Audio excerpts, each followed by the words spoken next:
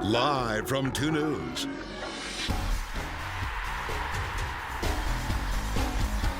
This is Talkin' Real, powered by Strong Auto Group.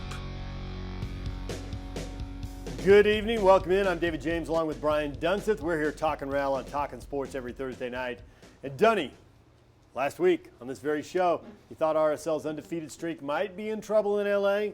Turned out you were right. LA attacking early and often, swarming forward in waves. 4th minute, they earned a penalty.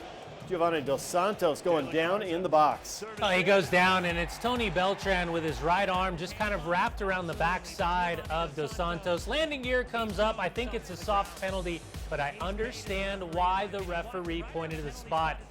A little bit of tugging just inside that penalty spot. It's not enough for a PK in my eyes, but again, I understand why the referee blew the whistle. Nick Romano grew up in Southern California, went to UCLA. He loves saving penalties against the Galaxy. Yeah, his 18th PK save in his 400th appearance in Major League Soccer. Phenomenal save, and against one of the icons in the game, Steven Gerrard. 12th minute, onslaught continues. Long ball over the top. Dos Santos battling Aaron Mond, and then he hit the post. You know, for Full Tilt LA Galaxy, they announced their intentions with the starting 11. They put in Boateng on one side. They moved McGee on the other because of the injury midweek to Sebastian Lletget. But you see the speed and the athleticism in the attacking front for the LA Galaxy over and over and over throughout the 90 minutes in this match. 16th minute, against the run of play, RSL strikes. Luke Mulholland the service. Burrito spins around, a no-look header off the back of his head and in. Well, and if there's one aspect of AJ De La Garza's game that you can really pick apart, it's his lack of aerial ability, just being about 5'6". Burrito rises up, great header, and beats the goalkeeper at the near post. And against the run of play, as you said, this was a huge goal, but Burrito would end up having to be substituted because of that quad injury. LA answers almost immediately. 19th minute, Giassi Zardes finding space, cutting it back, and beating Raimondo. And Zardes, great athleticism, and you see all the elements of why he's one of the premier strikers in this league and why he's so vital for the U.S. men's national team. As he opens up, he gets isolated 1v3, but has the ability to slow himself down. He recognizes he's got Olave. He pins back Mon, and as he cuts back, he goes back shoulder, far post side, and absolutely nothing Nick Romano can do about it. 26th minute, Ashley Cole ahead to Emmanuel Boateng. Service in, Mike McGee buries it, 2-1 LA. Yeah, without a shadow of a doubt, Ashley Cole has been the best left back in Major League Soccer this season, but in just his second start, Emmanuel Boateng has announced himself to Major League Soccer. Gets in behind with that speed and athleticism, and Mike McGee gets goal side in the defense as Raimondo lays out sideways and misses.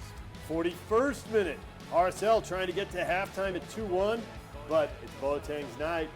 Boateng, Dos Santos, Zardes, Boateng, and 3-1. And you feel really heartbroken for RSL's defense, because watch this heavy touch from Zardes. If Boateng doesn't make that run, Zardes' ball, that touch goes right into the hands of Nick Raimondo. It's an aimless touch, but Boateng does what every good attacking player does, follows up the play for a simple tap-in. 45th minute, pretty much the dagger right here. McGee, long diagonal ball for Boateng, around Tony Beltran to Dos Santos, perfect chip, 4-1. He harkens back to Mexico beating the United States at the Rose Bowl, and he did to Nick Raimondo what he did to Timmy Howard. Perfectly placed, chip to the far post. Goalkeeper lays out, nothing he can do about it. Full credit again to Emmanuel Boateng to react first, and what a chip. What an exquisite chip that is. 69th minute. Javier Morales came on at halftime. RSL attacking. Jordan Allen with the skill check. Euro goes down in the box. Penalty awarded. A great individual piece of skill from Jordan Allen. And Daniel Steris reaches underneath the right armpit of Yura Movsisian and drags him down. Absolutely a penalty, and an easy call for the referee. That's absolutely a penalty. As Javier Morales would step up. 71st minute, Morales buries it 4-2. If RSL could get one more, put some pressure on LA in the closing minutes. But instead, the Galaxy. Stevie G getting the 5th and final goal for LA. Yeah, and it's a great goal from Steven Gerrard and really hearkening back his time at Liverpool to become that iconic England international. But a few minutes earlier, had Chris Wingert picked out that far post side net, it was game on with 10 minutes remaining. As the game's opened up, it's a great goal for Stevie G, but if the game's closer, an opportunity like this doesn't happen, as RSL was in search for more goals to pull themselves back in. 5-2 the final, the Galaxy get the win. RSL suffering their first defeat of the year. And that brings up the question, what's the takeaway from the loss in your mind? Or, hey, last place Houston annihilated first place FC Dallas 5-0. Sometimes these things just happen. You want to go positive or negative? Which way you want to start? The truth. Give me the truth. Well, I can handle the truth. Okay, let's start with the defense. Defensively, this was one of the worst performances we've seen in a long time, and it really went back to some of the performances we saw last year on the road, whether it's in Montreal or in New England, results like that. This was an LA Galaxy team that came out, announced itself early with its intent to commit numbers getting forward, and RSL was under wave after wave after wave of attack from the LA Galaxy. And they were overrun, they were outmatched, and they were outplayed for that first 45 minutes. The positive side of that is the second 45 minutes, and we saw a lot of good elements of a response from a team that psychologically battled its way back into the match. Now the factors, Sonny wasn't available. Plata wasn't available. Burrito went out early. Javier came on at halftime. It was that instant impact. Full force, full team, maybe it looks different, but also the reality is that Sebastian Lletget was missing. Nigel de Jong was missing. Robbie Keane was missing for the LA Galaxy. So on the day, LA was absolutely the better team, and RSL goes home, licks their wounds, and has some questions to ask defensively. I know you've been asked this a lot. You do a lot of social media stuff, Facebook chat. You got asked, after Euro was fouled, Javier Morales took the penalty. Yeah. Some people maybe think Euro should have taken it. So how's this supposed to work? Who should take the penalty and why? So each team is designated for who takes the penalty, and for Real Salt Lake, Javier Morales is number one. But when you miss penalties, sometimes it resets, and it could go from Javi to Plata. But then if Plata is missing, does Javi go back? Usually you see a 1-2 combination. The reality is Jura feels that he's number 3 on that list. Armenian Heritage Night becomes an issue as well because it's the first time that he's playing home in front of his home fans, being from Pasadena in the Burbank area on such an incredible night. There's a lot of things to look into it, but also the one thing to keep in mind is if Javi does say, okay, Jura, you take it, it's yours, it's your night, and he misses, he's also going to take the brunt inside the locker room by not obeying, air quotes, obeying the coaching staff's order. Is it a big issue? For me, no, it's not a big issue. They were fine. We were in the bar afterwards getting food. Everybody's okay. Were they frustrated? It was more about the results as opposed to these guys just John. And by the way, it gets way worse in training sessions and inside the locker room. Just to see a little confrontation, that's healthy, that's good. All right, here we go now. RSL looking ahead. They host the Houston Dynamo Saturday. Who will the Dynamo start? What will the formation look like? RSL head coach Jeff Cassar says looking at the Dynamo's first 7 games, there really aren't any obvious answers. They've had a lot of injuries, some suspensions. They could have another one for this game if the disciplinary committee makes that choice. So I still think they're trying to search for exactly the way they want to play. With that being said, they're capable of putting out a really, really good team. They got a great coach, talented players. So we're having to prepare for a few things right now.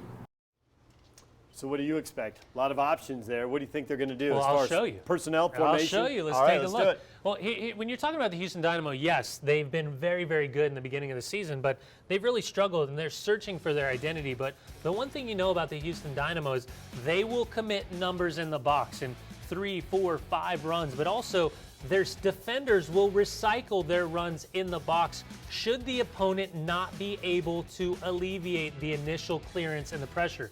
Andrew Wenger just recycling that ball. David Horst with a great ball. You take a look again about the recycled service, and Boniek Garcia is a very, very special player, the Honduran international. And just because you missed the first time doesn't mean you missed the second time with the Houston Dynamo. Again, whether it's Boni Garcia, whether it's Alex, whether it's Chaco Maidana, or this man, the former U.S. international Ricardo Clark, it's a team that continues to recycle their movement in the box. Offensive, one thing. Defensive, they've really struggled. And the lack of the ability to clear their lines, and even when the ball's put in, They're an opportunistic defensive group, but when they make mistakes, they really struggle to adapt and drop back quickly to the opponent's skill. They have the ability to get in behind Raul Rodriguez. Is it going to be August? Is it going to be David Horst? So many options, but so many questions as well. So when I take a look at this starting 11, as Jeff Cassar said, there are going to be changes. Tyler Derrick took a denial of a goal-scoring opportunity in Columbus, so Joe Willis will come in. Alex was suspended by the disciplinary committee. I think Chaco Maidana comes in. Both Chaco Maidana and Andrew Winger came over from the Philadelphia Union. Maidana, first couple games, played really well and then started struggling. Winger will try to get up. You'll look for Rico Clark to play a more central role. Former RSL man Colin Warner got the start in Columbus. Look for him to play a more centralized role. For Real Salt Lake, there's still going to be questions about their starting 11. Here's my best guess based on what we're seeing in training right now. I think Justin Glad gets the opportunity to start alongside Aaron Mon. I think Sonny comes back in. He's been full strength. Javier Morales as well will get the start. Burrito Martinez, this is the good news. Burrito Martinez, who pulled himself off the match because of that quad issue, he is able to recover, go through full fitness trainings, be 100%. I expect him to start. Jordan Allen on the other side, you're at the point. But I still think Joao Plata needs a couple more days. He's back in training. That could mean he's available as a substitute. That would be ideal, but at the same time, I think you want to just make sure hip flexors, they're always a weird one, especially with the dynamic burst running type of players that Joao Plata falls into. And they'll want him when they head out on the road. RSL's got 5 straight road games coming up. First, they are home this Saturday. Our coverage of RSL and the Dynamo begins at 7 o'clock Saturday here on KMYU. First kick at 7:30. RSL needs a win before heading on the road. Houston needs a win after taking just 5 points in the first 7 games on their schedule. Dynamo in last place in the West.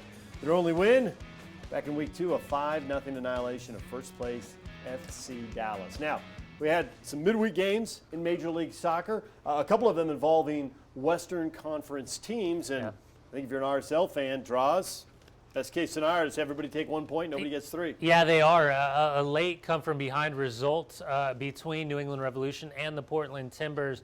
Vancouver Whitecaps saw a red card from Kendall Waston, so they played down a man for a better part of 45 minutes. Sporting Kansas City getting the result on the road after a tough result at San Jose at the weekend, but a big, huge slate of games this weekend that could have disastrous effects or positive effects depending on what side you stand on for RSL. A couple of games to keep your eye on. RSL is at Colorado next week. Colorado facing Montreal Saturday. San Jose on the road at the Philadelphia Union.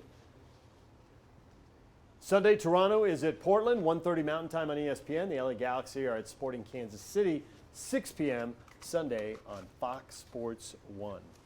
All right, remember, you can follow Dunny on social media. He's on Twitter and Instagram at Brian Dunseth and on Facebook at Brian Dunseth1. I'm on Facebook and Twitter at David DJ James. Thanks for joining us tonight. We will see you Saturday at 7 for RSL and the Houston Dynamo, then back here next Thursday night. Dave Fox checking in on the NFL Draft and the NBA playoffs coming up next. Stay with us.